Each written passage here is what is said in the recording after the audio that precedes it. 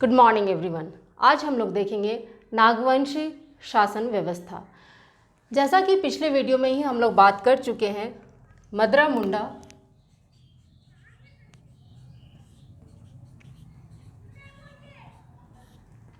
मुंडाओं के अंतिम राजा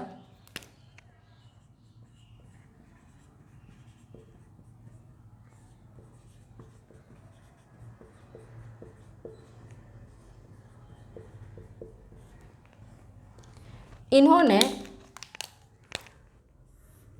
फनी मुकुटराय को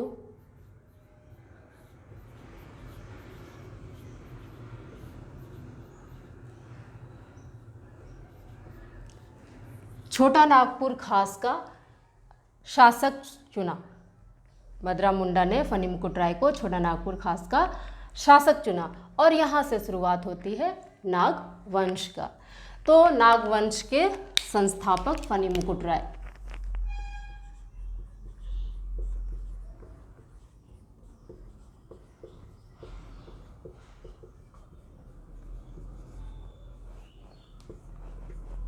क्लियर ना। हम लोग नागवंशी शासन व्यवस्था को कुछ 3 पार्ट में देखेंगे।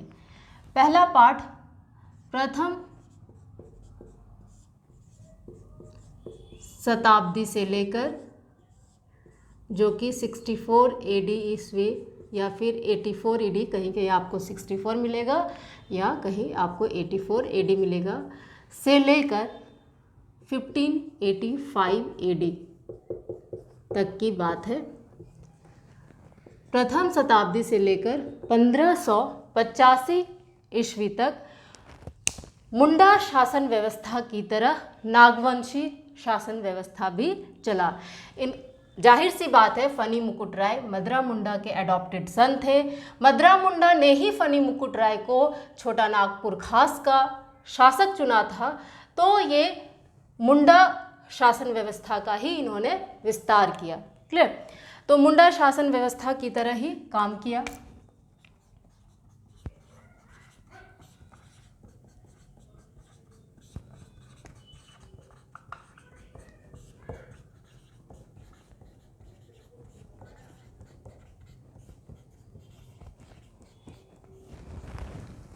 Clear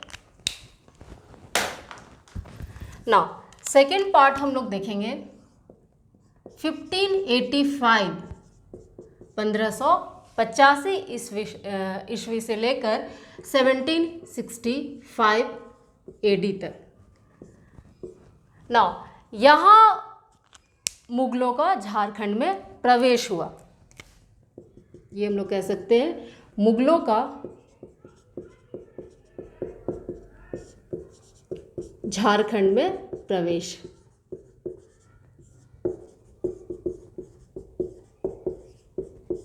clear. मुगलों का झारखंड में प्रवेश के साथ ही जो नागवंशी शासन व्यवस्था, जो मुंडा शासन व्यवस्था की तरह ही काम कर रहा था, उसमें बदलाव होना शुरू हुआ। 1585 ईस्वी में मुगलों ने खुखरा पर आक्रमण किया।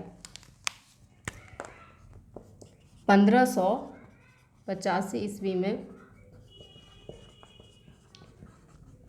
मुगलों ने खुखरा पर आक्रमण किया।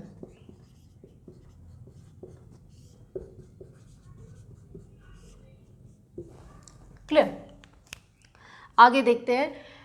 मुंडा शासन व्यवस्था में सबसे पहले जब यहाँ मुगलों ने खुखरा पर जब आक्रमण किया, तो यहाँ से परिवर्तन शुरू हुआ। मुंडा शासन व्यवस्था में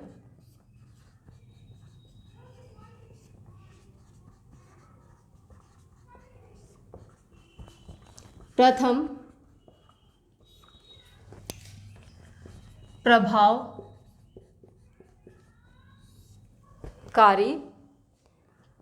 हस्तक्षेप मुगलों के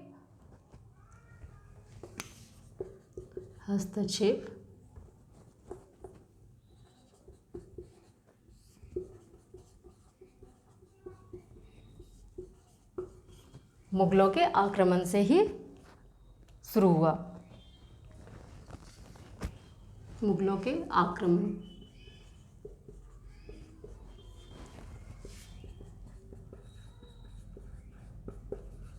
जो कि हम लोग ऊपर ही लिख चुके हैं, मुगलों का आक्रमण कब हुआ? 1585 AD। क्लियर? नाउ आगे देखते हैं। जब मुगलों ने खुखरा पर आक्रमण किया उस समय खुखरा के राजा मधुकरण शाह थे। ये बात हम लोग पहले ही कर चुके हैं। झारखंड हिस्ट्री जिसमें 34 लेक्चर है, वहाँ हम लोग बात कर चुके हैं। मुगलों छोटा नागपुर या फिर नागवंश, नाग डायनेस्टी के ऊपर मुगलों का क्या प्रभाव रहा, उसमें हम लोग ये सारी बातें कर चुके हैं, जो अभी हम लोग थोड़ा सा एक बार ब्रीफ करेंगे उसको। क्लियर? ना जब मुगलों ने खुखरा पर आक्रमण किया उस समय खुखरा के राजा मधुकरण शाह थे। क्लियर? मधुकरण शाह ने मुगल अधीनता स्वीकार कर लिया और सालाना कर देना मंजूर किया। क्लियर? तो मुगलों के आक्रमण के साथ ही स्थानीय राजाओं से करों की मांग होने लगी।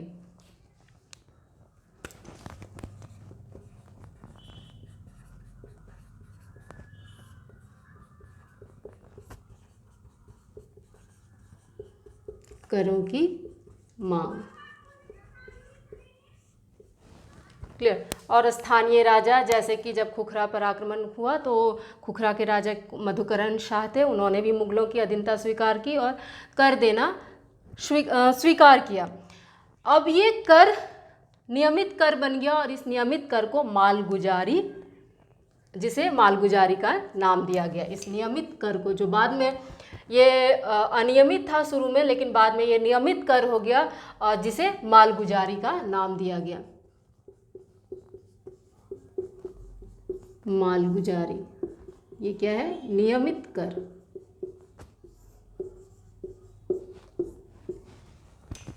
नाउ आगे देखते हैं। अब इधर जैसे ही ये मधुकरण शाह के उत्तराधिकारी आए दुर्जन साल, तब क्या हुआ? इस समय मुगल बादशाह जहांगीर थे।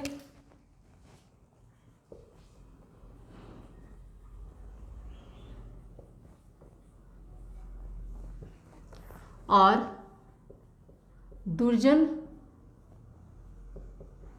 साल इधर नागवंशी शासक थे दुर्जन साल, जो कि मधुकरण शाह का उत्तराधिकारी था और मुगल बादशाह जहांगीर थे।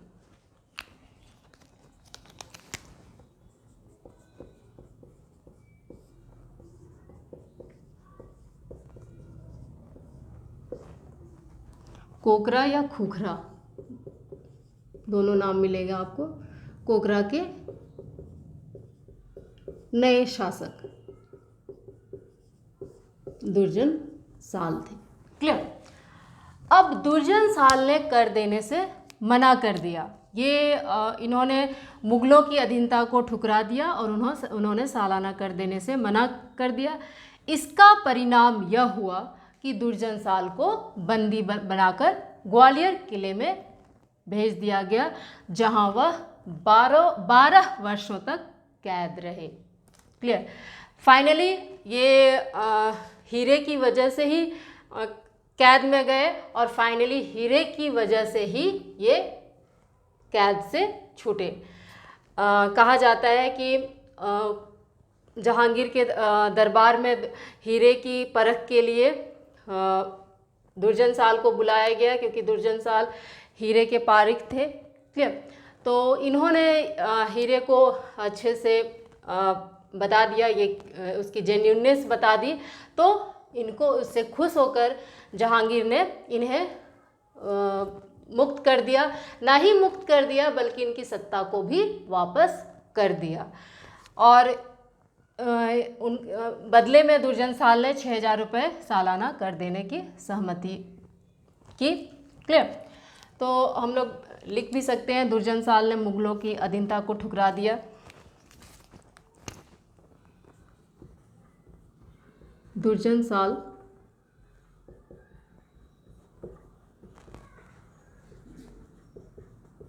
ने मुगलों की अधीनता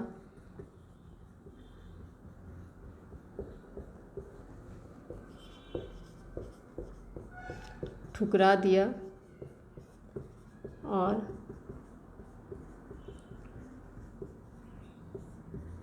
सालाना कर देना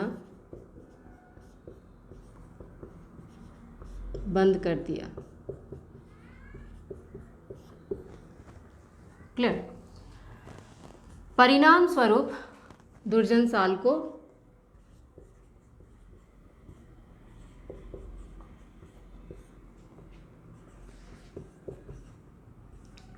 ग्वालियर के किले में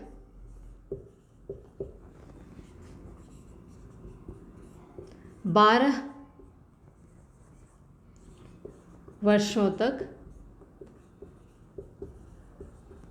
कैद रखा गया। अंत में बाद में इन्हें जिस हीरे ने इनको कैद किया वही हीरा इनको रिलीज़ किए। बाद में 6,000 रुपये सालाना कर देने की सहमति में इनको मुक्त किया गया।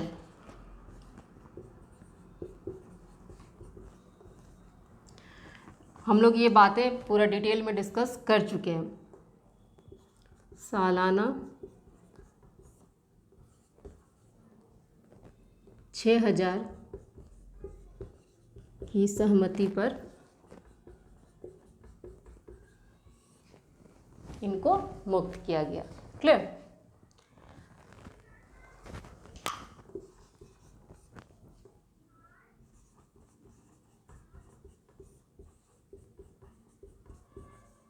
दुर्जन साल को कैद से मुक्त किया गया।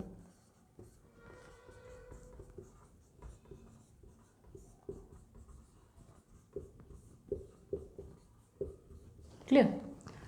आगे देखते हैं हम लोग।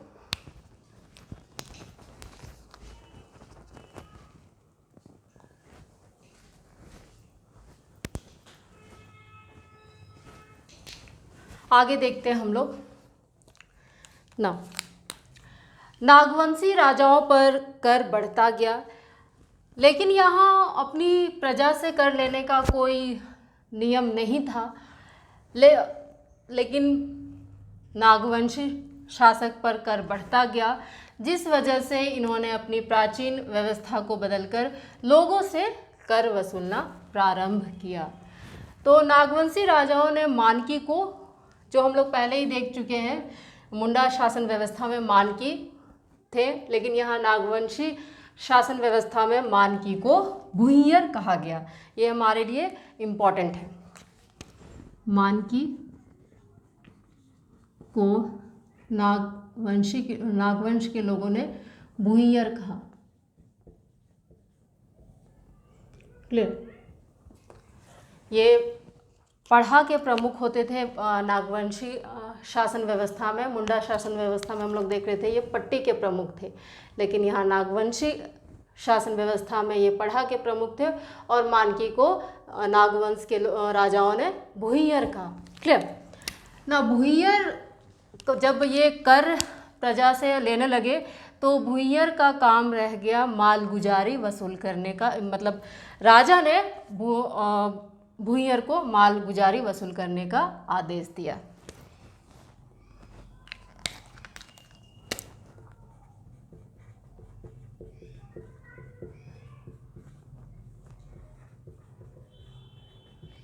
वसूल करना। लेकिन बाद में राजाओं ने एक अलग जागीरदार रख लिए, जागीरदार को अपॉइंट किया मालगुजारी वसूलने के लिए। ठीक, देखते हैं हम लोग। राजाओं ने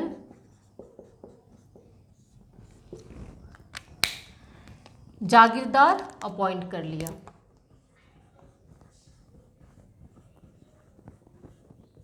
और इनसे मालगुजारी वसूल करने के लिए कहा। अब इनका काम, जागीरदार का काम हो गया मालगुजारी वसूल करना। अब भूइंयर का कोई रोल नहीं रहा।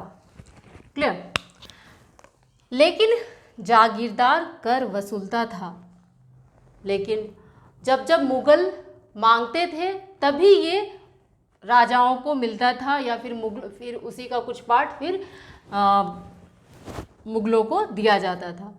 मीन्स ये जो कर लेना हो गया यह अनियमित हो गया। क्लियर। तो इस अनियमित कर व्यवस्था को नजराना या पेशकश कहा जाता था।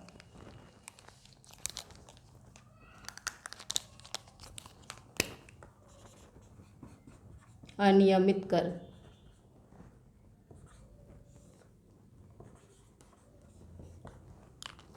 नजराना या पेशकश।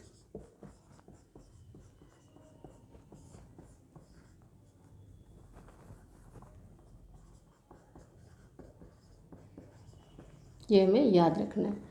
मालगुजारी नियमित कर व्यवस्था था और अनियमित कर नजराना या पेशकश कहा जाता था। क्लियर। आगे देखते हैं हम लोग सेकेंड पार्ट में देखें मुगलों का, जब झारखंड में मुगलों ने आक्रमण किया। क्लियर। 1585 से लेकर 1765 तक। ना अब थर्ड पार्ट जो देखेंगे नागवंशी शासन व्यवस्था में, वो हम लोग देखेंगे 1765 AD से लेकर, जब 1765 में अंग्रेजों का आक्रमण हुआ।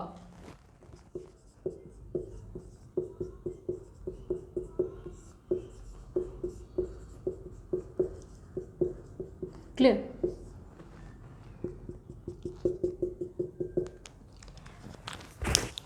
नौ, जब बक्सर का युद्ध हुआ तो बक्सर के युद्ध के बाद अंग्रेजों को दीवानी मिल गई। क्लियर। अब अंग्रेजों को दीवानी जब मिल गई तो यहाँ अंग्रेजों का आगमन हुआ छोटा नागपुर खास में। क्लियर। अब छोटा नागपुर को जब अंग्रेजों का आगमन हुआ तो छोटा नागपुर को पटना काउंसिल के अंतर्गत रखा गया।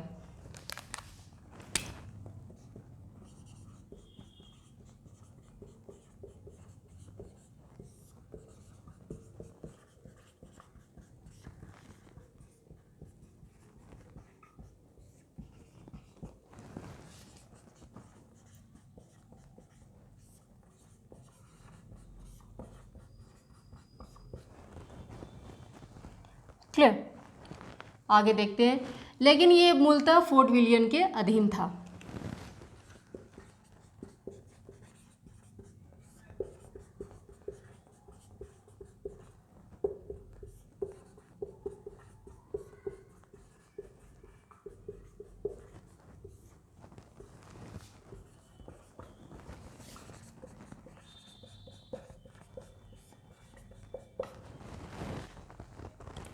क्लियर। नाउ अब 1773 AD तक इनको यहाँ कोई नियमित कर नहीं मिला। क्लियर।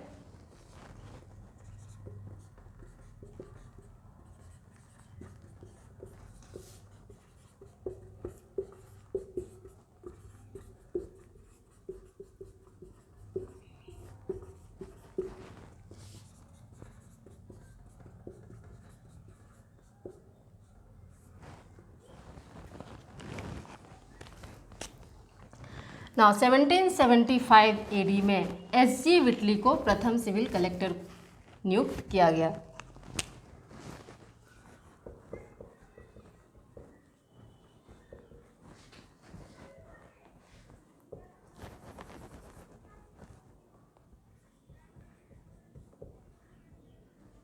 SG विटली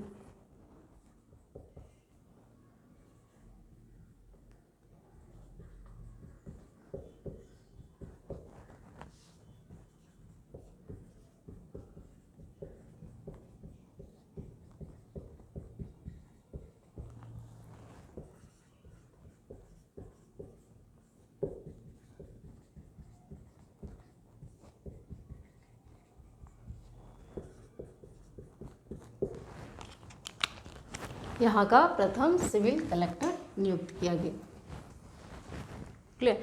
लेकिन ये भी कर लेने में असफल रहे, इनको भी सफलता नहीं मिली। नेक्स्ट देखते हैं हम लोग 1780 AD।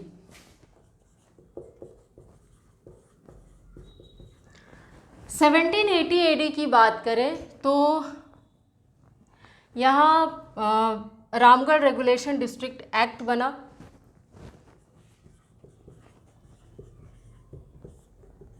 रेगुलेशन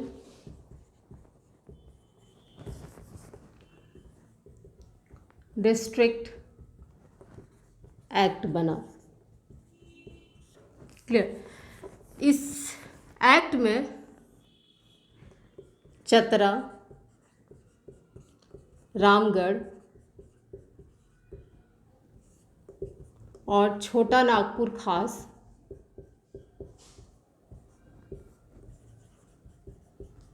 को मिलाकर रामगढ़ डिस्ट्रिक्ट बनाया गया। क्लियर। नाउ हमारे लिए जो सबसे इम्पॉर्टेंट बात है वो 1793 AD से होता है।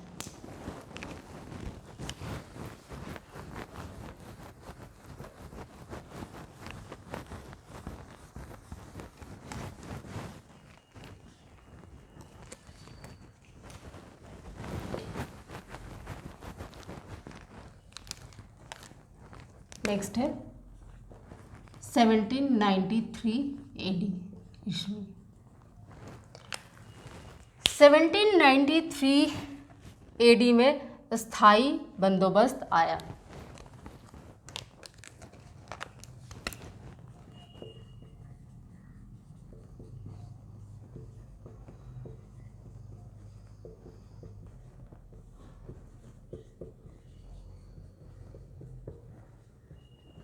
ना इसके आने के बाद क्या क्या बदलाव हुआ नागवंशी शासन व्यवस्था में।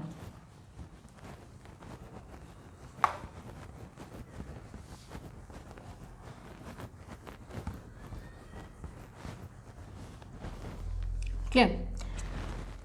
ना मुंडाओं एवं नागवंशियों की राज व्यवस्था समाप्त हो गई।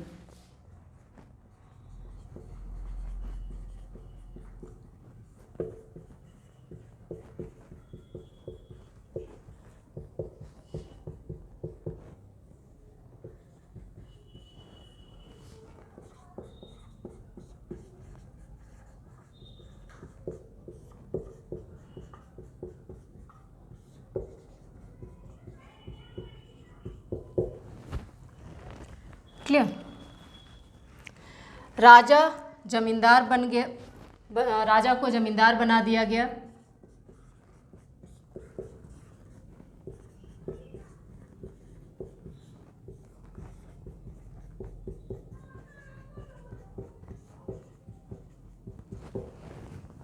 क्लियर।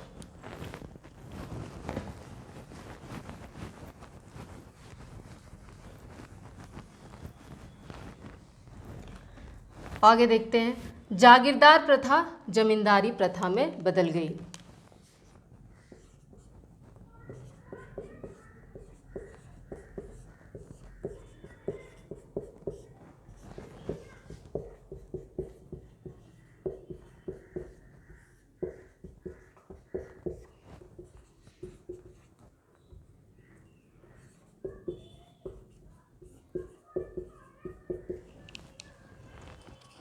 क्लियर।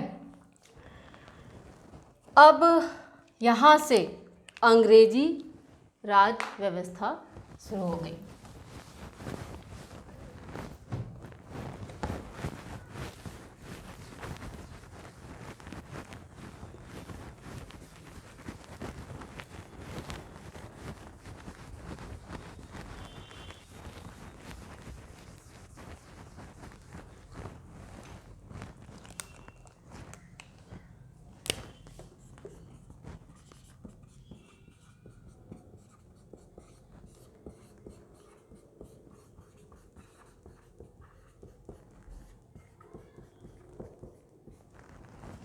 अंग्रेजी राज व्यवस्था लागू हो गई।